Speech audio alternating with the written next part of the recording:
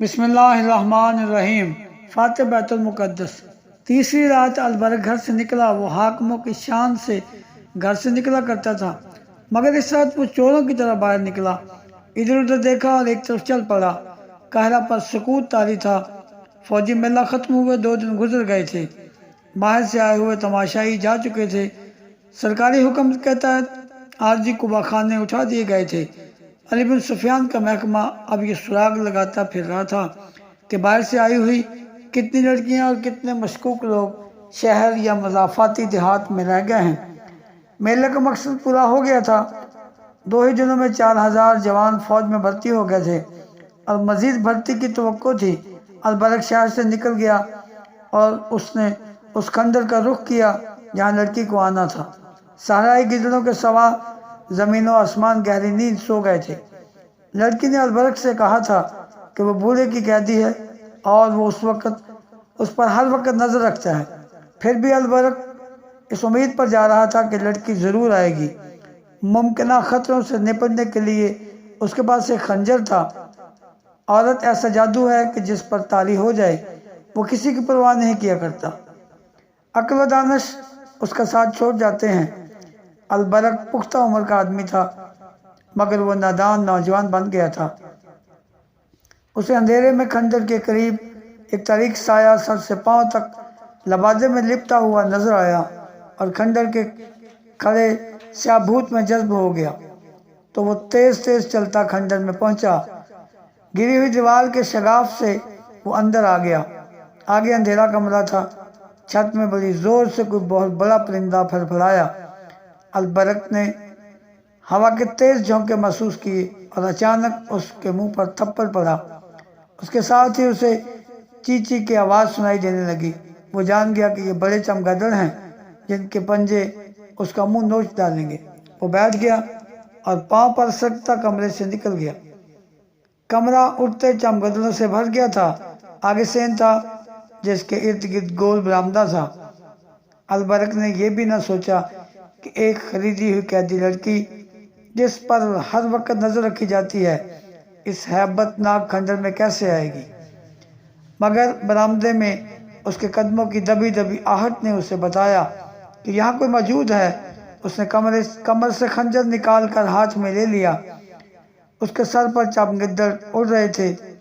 پھڑپھڑانے کی آوازیں ڈراؤنی تھیں۔ البرک نے آہستہ سے پکارا، آصفہ۔ لڑکی نے اسے اپنا نام بتا دیا تھا اور میلے میں یہ بھی بتایا تھا کہ وہ کس طرح فروخت ہوئی ہے۔ آپ آ گئے؟ اسے آصفہ کی آواز سنائی دی۔ وہ برآمدے میں سے دوڑی آئی اور البرک کے ساتھ چپک گئی۔ کہنے لگی، آپ کی خاطر جان کو خطرے میں ڈال کر آئی ہوں۔ مجھے جلدی واپس جانا ہے۔ بوڑھے کو شراب میں نیند کا سفوف پلا آئی ہوں۔ وہ جاگ نہ اٹھے۔ کیا تم اسے شراب میں زہر نہیں پلا سکتی؟ البرک نے پوچھا۔ میں نے کبھی قتل نہیں کیا، آصفہ نے کہا۔ میں نے تو کبھی یہ بھی نہیں سوچا تھا کہ اس طرح کسی غیر مرد سے ملنے اس ڈراؤنے خنڈر میں آؤں گی۔ اچانک ان کے پیچھے برآمدہ روشن ہو گیا۔ جس کمرے میں سے البرک گزر کر آیا تھا اس میں سے 2 مشعلیں نکلیں۔ یہ لکڑیوں کے سروں پر تیل بھیگے ہوئے کپڑے لپیٹ کر بنائی گئی تھی۔ ان کے شعلے خاصے بڑے تھے۔ البرک نے آصفہ کو اپنے پیچھے کر لیا۔ اس کے ہاتھ میں خنجر تھا۔ کیا یہ خنجر میں رہنے والی بدروحیں تھی یا لڑکی کے تعقب میں اس کا خاوند آ گیا تھا؟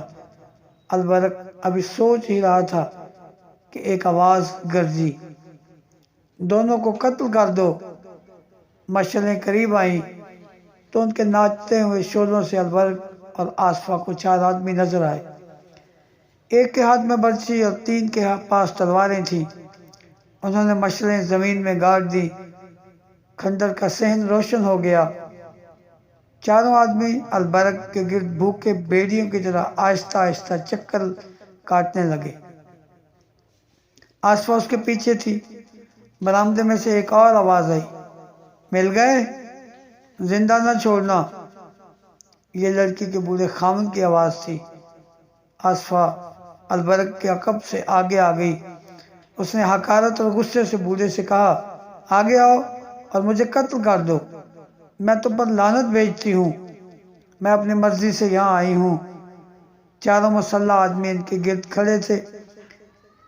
برچی والے نے برچی آہستہ آہستہ آصفہ کی طرف کی اور اس کی نوک اس کے پہلو میں لگا کر کہا، مرنے سے پہلے برچی کی نوک دیکھ لو، لیکن تم میں سے پہلے یہ شخص تڑپ تڑپ کر تمہارے سامنے مرے گا جس کی خاطر تم یہاں آئی ہو۔ آصفہ نے جھپٹا مار کر برچی پکڑ لی اور جھٹکا دے کر برچی چھین لی۔ آصفہ البرق سے الگ ہو گئی اور للکار کر کہا، آؤ آگے آؤ، میں دیکھتی ہوں کہ تم مجھ سے پہلے اس آدمی کو کس طرح قتل کرتے ہو۔ البرق خنجر آگے کیے اس کے سامنے آ گیا۔ لڑکی نے برچی سے اس پر وار کیا۔ جس سے اس نے برچی چھینی تھی وہ آدمی پیچھے کو بھاگا۔ اس کے ساتھیوں نے البرق پر حملہ کرنے کی بجائے صرف پینتھلے بدلے۔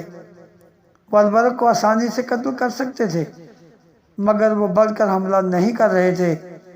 آصفہ کی للکار گرج رہی تھی، وہ بڑھ کر وار کرتی تھی مگر وار خالی جاتا تھا۔ البرق نے ایک آدمی پر خنجر سے حملہ کیا تو دو آدمی اس کے پیچھے آئے۔ آصفہ ایک ہی جست میں اس کے پیچھے ہو گئی۔ اس کے ہاتھ میں لمبی برچی تھی جو تلوار کا مقابلہ کر سکتی تھی۔ خنجر تلوار کے مقابلے میں کچھ بھی نہیں تھا۔ بوڑھا ایک طرف کھڑا اپنے آدمیوں کو للکار رہا تھا۔ تھوڑی سی دیر انہوں نے البرق اور آصفہ پر حملے کیے۔ آصفہ ان پر ٹوٹ پڑتی تھی۔ البرق وار بچاتا تھا اور خنجر سے وار کرنے کی کوشش کرتا تھا، مگر عجیب امر یہ تھا کہ لڑکی کے حملوں کے باوجود کوئی زخمی نہیں ہوا۔ بوڑھے کے آدمیوں نے بھی تیغ زنی کے جوہر دکھائے مگر البرق اور آصفہ کو خراش تک نہ آئی۔ اتنے میں بوڑھے نے کہا، رک جاؤ، اور لڑائی بند ہو گئی۔ میں ایسی بے وفا لڑکی کو گھر میں نہیں رکھنا چاہتا۔ بوڑھے نے کہا، مجھے معلوم نہیں تھا کہ یہ اتنی دلیر اور بہادر ہے۔ اگر اسے میں زبردستی لے بھی گیا تو یہ مجھے قتل کر دے گی، میں تمہیں اس کی پوری قیمت دوں گا۔ البرق نے کہا، کہو تم نے اسے کتنے میں خریدا تھا؟ بوڑھا ہاتھ بڑھا کر آگے بڑھا اور البرق سے ہاتھ ملا کر بولا، میرے پاس دولت کی کمی نہیں، میں یہ لڑکی تمہیں بخش دیتا ہوں۔ اسے تمہارے ساتھ اتنی محبت ہے کہ تمہاری خاطر اتنے سارے آدمیوں کے مقابلے میں آ گئی ہے۔ میں اسے اس لیے بھی تمہارے حوالے کرتا ہوں کہ یہ جنگجو نسل کی لڑکی ہے۔ میں تاجر اور سوداگر ہوں، یہ کس تم جیسے جنگجو کے گھر میں اچھی لگے گی۔ تیسری وجہ یہ ہے کہ تم سلطان صلاح الدین ایوبی کی حکومت کے حاکم ہو۔ میں سلطان کا وفادار اور مرید ہوں، میں تمہیں ناراض نہیں کرنا چاہتا۔ جاؤ، میں نے اسے طلاق دی اور اسے تم پر حلال کر دیا۔ چلو دوستو، انہیں اکیلا چھوڑ دو۔ وہ مشعلیں اٹھا کر چلے گئے۔ البرق کی حیرت کی انتہا یہ تھی کہ اس کے پاؤں تلے زمین ہلنے لگی۔ اسے یقین نہیں آ رہا تھا، وہ اسے بوڑھے کا فریب سمجھ رہا تھا۔ اسے یہ خطرہ نظر آ رہا تھا کہ یہ لوگ راستے میں گھات لگا کر ان دونوں کو قتل کریں گے۔ آصفہ کے ہاتھ میں برچی تھی، وہ البرق نے لے لی اور کچھ دیر بعد خنجر سے نکلے۔ وہ دائیں بائیں اور پیچھے دیکھتے تیز تیز چلنے لگے۔ ذرا سی آہٹ سنائی دیتی تو وہ چونک کر رک جاتے، ہر طرف اندھیرے میں دیکھنے کی کوشش کرتے اور آہستہ آہستہ چل پڑتے۔ شہر میں داخل ہوئے تو ان کی جان میں جان آئی۔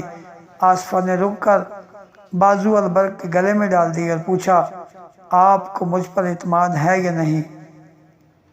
البرق پر جذبات کا اتنا غلبہ تھا کہ کچھ بول نہ سکا۔ لڑکی نے اسے بے دام خرید لیا تھا۔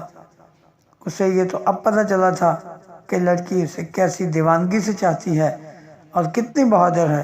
دراصل وہ لڑکی کے حسن پر مر مٹا تھا۔ اس کی بیوی اس کی ہم عمر تھی، آصفہ کو دیکھ کر اس نے محسوس کیا کہ وہ بیوی اس کے کام کی نہیں رہی۔ اس دور میں جب عورت فروخت ہوتی تھی، گھر میں بیوی کی کوئی حیثیت نہیں تھی۔ بیک وقت 4 بیویاں تو خامد اپنا حق سمجھتا تھا، لیکن جو پیسے والے تھے 2 4 خوبصورت لڑکیاں بغیر نکاح کے رکھ لیتے تھے۔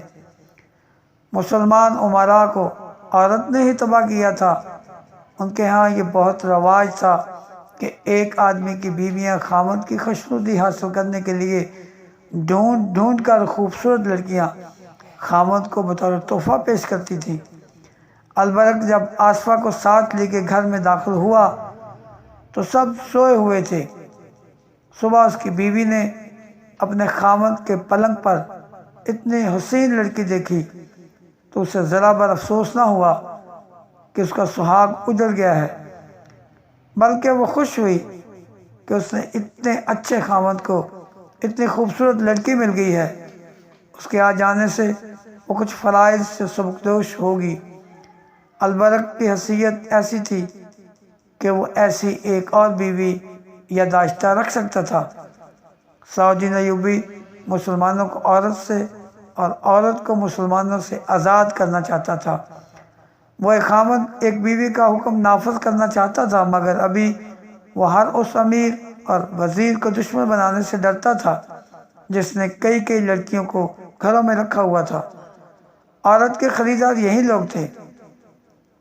انہی کی دولت سے عورت کھلی منڈی میں نیلام ہوتی تھی، اغوا کی وارداتیں ہوتی تھیں، قتل اور خون خرابے ہوتے تھے، اور امراء اور حاکموں کی زن پرستی کا یہی نتیجہ تھا کہ عیسائیوں اور یہودیوں نے لڑکیوں کی وساطت سے سلطنت عثمانیہ کی جڑوں میں زہر بھر دیا تھا۔ اس کے علاوہ سلطان ایوبی کو یہ احساس بھی پریشان کیے رکھتا تھا کہ یہی عورت مردوں کے دوش بدوش کفار کے خلاف لڑا کرتی تھی، مگر اب یہ عورت جہاد میں مرد کے لیے عادی قوت تھی، مرد کی تفریح اور عیاشی کا ذریعہ بن گئی ہے۔ اس سے صرف یہی نہیں ہوا کہ قوم کی آدھی جنگت قوت ختم ہو گئی ہے، بلکہ عورت ایک ایسا نشہ بن گئی ہے جس نے قوم کی مردانگی کو بیکار کر دیا ہے۔ سلطان ایوبی عورت کی عظمت کو بحال کرنا چاہتا تھا۔ اس نے ایک منصوبہ تیار کر رکھا تھا جس کے تحت وہ غیر شادی شدہ لڑکیوں کو باقاعدہ فوج میں بھرتی کرنا چاہتا تھا۔ اسی کے تحت حرم بھی خالی کرنے تھے، مگر ایسے احکام وہ اسی صورت میں نافذ کر سکتا تھا کہ سلطنت کی خلافت یا امارت اس کے ہاتھ میں آ جائے۔ یہ مہم بڑی دشوار تھی۔ اس کے دشمنوں میں اپنوں کی تعداد زیادہ تھی، اور وہ جانتا تھا کہ قوم میں بے ایمانوں کی تعداد بڑھتی جا رہی ہے۔ اسے یہ بھی معلوم نہیں تھا کہ اس کا ایک معتمد خاص اور حکومت کے رازداروں کا رکھوالا خادم الدین البرک بھی ایک نوجوان حسینہ کو گھر لے آیا ہے، اور یہ لڑکی اس کے اعصاب پر ایسی بری طرح چھا گئی ہے کہ اب وہ فرائض سلطنت سے بے پرواہ ہو سکتا ہے۔ فوجی میلے میں مصر کے لوگ سلطان ایوبی کی فوجی طاقت سے مرعوب نہیں ہوئے، بلکہ اسے اسلامی اور مصری فوج سمجھ کر اس سے متاثر ہوئے تھے۔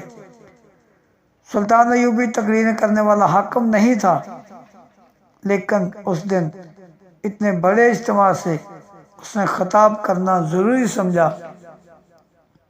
اس نے کہا کہ یہ فوج قوم کی عصمت کی محافظ اور اسلام کی پاسبان ہے۔ اس نے صلیبیوں کے عزائم تفصیل سے بیان کیے اور مصریوں کو بتایا کہ عرب میں مسلمان امراء اور حاکموں کی طائش پرستی کی وجہ سے صلیبیوں نے وہاں پر مسلمان کا جینا حرام کر رکھا ہے۔